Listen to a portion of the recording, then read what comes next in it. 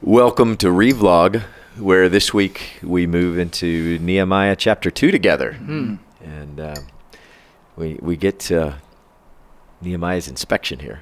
Yes. It's be good. Brian, why don't you help us get started with this text? This is so picturesque, it's almost cinematic. You know, he's describing going out there at night. He doesn't, and then he It is pretty cinematic. It is. That's a good way to put it. It really is. He's got a lantern or whatever. He's got a torch or whatever he's got for whatever they used for light back then. And some sort of steed. Yes, exactly. Riding, and I was going to say, he doesn't have a dog with him. He doesn't have an owl on his shoulder. Right. He just says there's no other animal except my horse. I was riding. Yeah. And so just me and the horse out there. I went through the desert on a horse with no name. With no name, yes. And this is our 70s oldies show. Hits by America. And so anyway, there is this really evocative picture. And he is seeing, what am I looking at here? And it's him getting his glance right at what he's heard. He got all the news, right, but he didn't react to that even. I mean, all these reports, that was influential, of course, because he's there in Jerusalem now. But he goes out and he looks around, and this, you can say a lot of things about this, but one of the things I think that you can also say is that this is a picture of humility. He doesn't just assume that he's the expert, whom I think Mark Twain defined as somebody from out of town, and he was. But he comes in and he eschews that label, and he says, I need to know what's ahead of us here. This is somebody who doesn't assume, and later on, we do see humility in him. But this curiosity, which is the leading edge of humility, I think it's saying, what is happening? There are things that I do not know, and I need to know in order that I may do something that is useful. And so he's looking around in curiosity there, and it's rather a dangerous feat too, and bandits and so forth. But it's an unprotected city. But his curiosity there is something that is indispensable for the humility that will follow. And Jesus, I see this in Jesus too. I think we all can see this in Jesus when he says something like, to the blind beggar, what do you want me to do for you? He doesn't just say, well, you're here, let's get this healing going.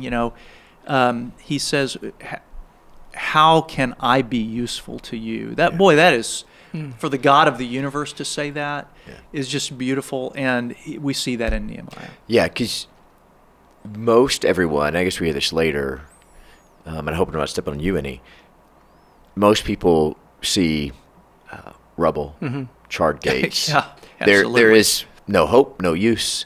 It should be sort of left to erode over time. Nehemiah, as he comes through with his inspection, it's a awful circumstance, but he sees possibility in that rubble. Yeah, as he's working through and it. Probably worse than he'd heard. We don't know how it struck him, but I don't know if the word "wow" had been invented yet or not. But as he looked around, he's like, "Wow, okay, we've got this." Yeah, I don't know. Yeah, Aaron, what about for you as you read in chapter 2? Yeah, I think it's important, and you'll probably talk about this as we jump into Nehemiah, just in the broad strokes. But what does Jerusalem represent? Sure. Yeah. Why is this important? Yeah. It's sometimes new construction is easier than demo, and we're finding that out exactly. ourselves. Yeah, we are finding that out. That the idea that just start over, and yet there's something about the seat of power of these people that God Himself has given the instruction for the city and and inhabited this place, and there's something really particular about Jerusalem, why it matters. Yeah. And I think what strikes me about Nehemiah here in this chapter is his deliberate nature. I mean, again, last week, he starts with just a season of reflection and prayer. And here, he doesn't announce what's going to happen. He doesn't, get this capital campaign going. He goes and puts eyes on it. He walks it himself. He wants to get an understanding. He has received a word from the Lord. This is where he's being led to go, and yet he's very deliberate about it. And the minute he opens his mouth, you see the divisions happen. Some people say, let's go. And then there's the people saying, what are you doing? This is ridiculous. And it's that, it's so easy to be just thrown by that if you are not, even those that have a clear path and purpose, you get those naysayers and you're like, well, it's expensive, or it's really going to take a lot of time, and is this worth it? And you have to be clearly focused on what you're doing. And the people who say let's go could want to have sort of ill will towards the naysayers, and then there's more division right there. Right. Yeah, but I think you're right. And look at these last 2 weeks. In this is a deliberate effort. Yeah, right? And it's a prayerful effort.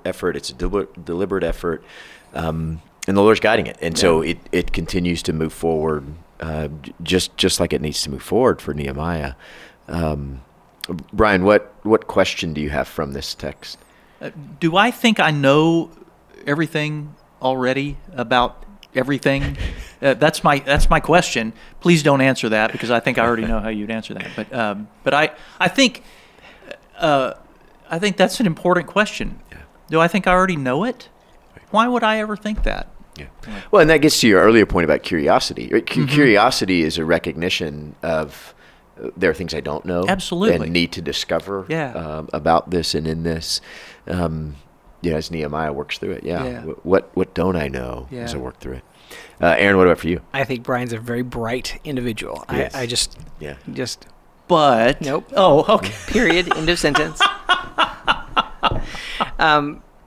This is going to sound redundant, I feel like, but this long game that Nehemiah is playing is the Lord's long game. Exactly. And I just think, are we willing in anything to be so submitted and surrendered to the Lord's purpose that we are willing to be deliberate?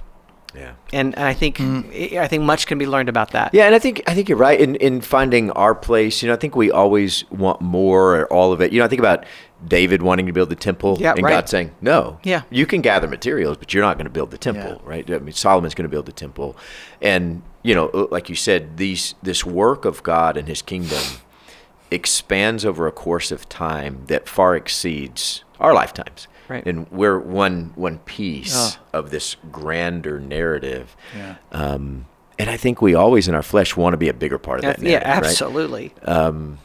And Nehemiah goes and no, my role is these gates and this wall. And I'm going to take care of my piece of it. Yeah, it's a good point. Yeah.